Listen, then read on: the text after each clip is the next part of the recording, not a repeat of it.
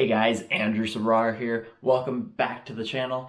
Today, I wanted to go over a few finesse baits that'll help you catch more fish this summer.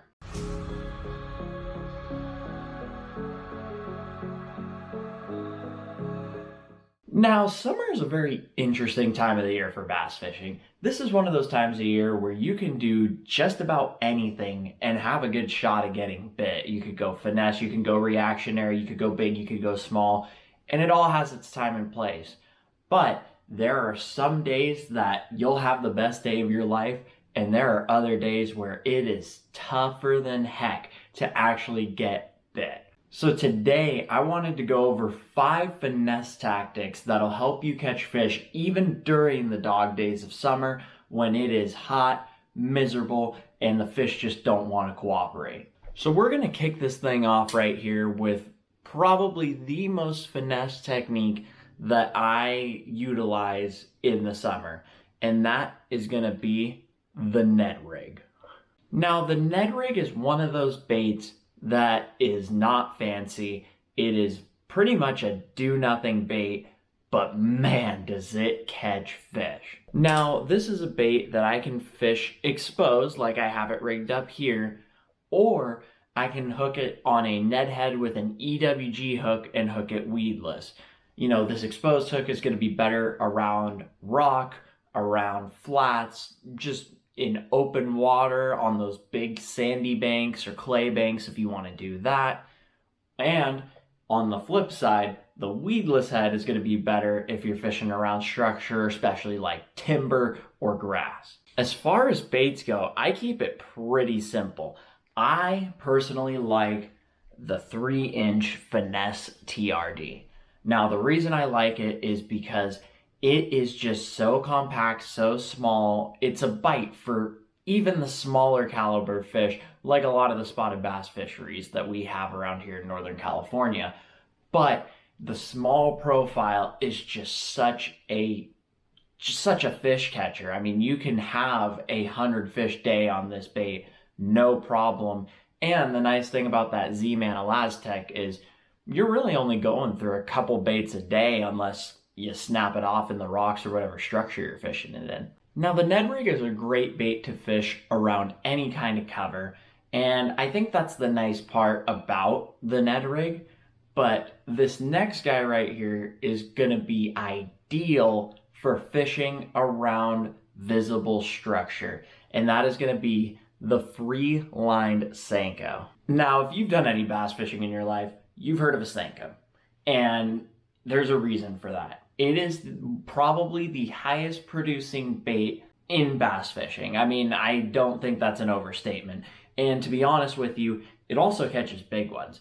I know many, many tournaments that have been won on a 5-inch green pumpkin Senko. Now, I will admit, fishing this bait can be a little tedious. I mean, you've got no weight in this. I have this one Texas rigged. You can do it wacky rig as well. But the big key with this is making sure that you are letting that bait fall on complete slack line. You don't want there to be any resistance. You want it to have kind of that natural flutter down all the way to the bottom. And the majority of the time, like I said, you are fishing this around structure, grass, trees, stuff like that.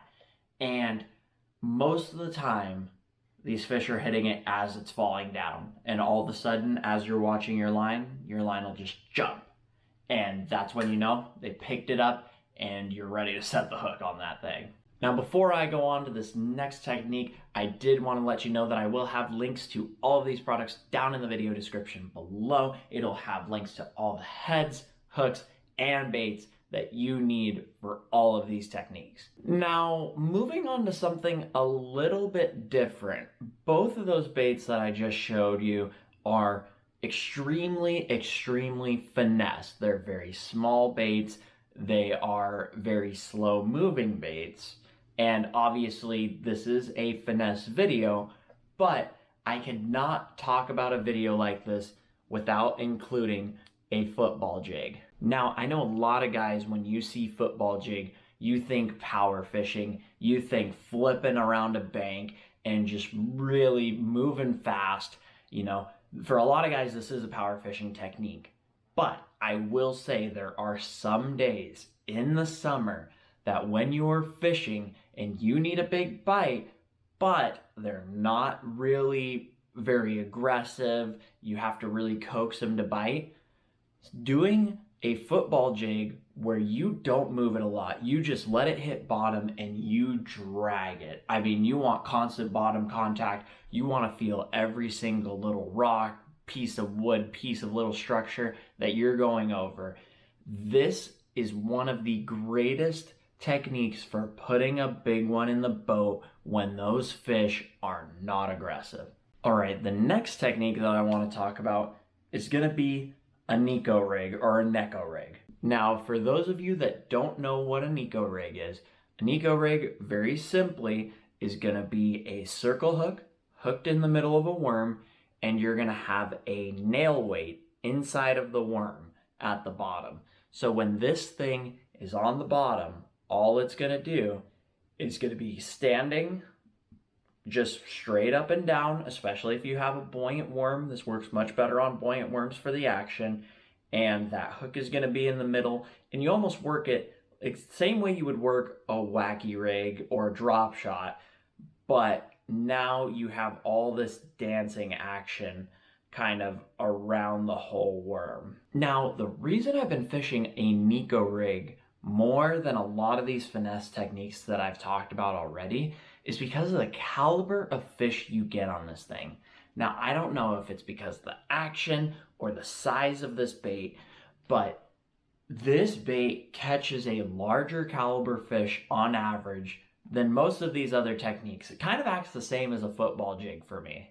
But at the same time, if the bite is really tough and you're just looking to get any bite, this bait will just get bit. I don't care how tough the conditions are. You might need to go down and actually drag this bait. It might be something where you can't really hop it or jig it around. You just have to, same as the football jig, just drag it and feel every single rock. But this thing will get bit in every condition, even the toughest conditions out there. And last, but very, very certainly not least, is gonna be the drop shot. Now, if you've watched any videos from me, you know how much I love this rig. So why do I have so much confidence in a drop shot? It comes down to one word: versatility. Now, versatility comes in many ways for the drop shot. Number one is going to be the bait. I have thrown everything from the traditional 4.5-inch worm to something that is much wider and looks like a bluegill, to something that looks more like a shad, to a paddle tail, to wacky rigging worms, nose pinning worms, Texas rigging worms. So the versatility of bait is the number one key to this bait. And number two is going to be how far off the bottom you have your bait. So let me give you a couple examples of why that's important. Let's take a rock pile, for example. A lot of times these fish are very, very tight in those rock piles or in whatever structure there might be down there. And, they're not going more than a foot out of that structure to go eat. They want something to go to them. That is where it is important to have a very short leader. You want that bait to be right in that structure, and that's going to allow you to get more bites. But on the flip side, let's look at a grass flat. Let's say you're fishing a grass flat that has grass growing up about 18 inches from the bottom. A lot of times what these fish do is they're looking for bluegill or shad or any little forage that's hanging right above or going in and out of the tops of that grass. So you now have an opportunity with the drop shot to have that drop shot have about a 20-inch leader, and now your bait is going to be sitting right above that grass line. You're not going to get hooked up in it. You're going to be right where those fish are attacking that forage. So you have versatility of location, you have versatility of bait, and you can basically fish this as fast or as slow as you want to. You could dead stick it there and just shake the worm without moving the weight, Or you can just swim it with that weight barely above the bottom, just keeping it right there with a paddle tail, and you're just swimming a Kitech right near the bottom. And a lot of times that'll be the way to get bit too. So there you have it, guys. If you guys are struggling to catch fish during these dog days of summer, pull out one of these techniques and give it a try at your local fishery. Put some fish in the boat and have one of the best days of the year. Thank you guys so much for watching, and as I said before, I will leave links to all of these products down in the video description below. Baits, hooks, heads, everything you need to get these techniques going and help you catch fish on your next outing. And as always, I will see you guys in the next video. Peace out.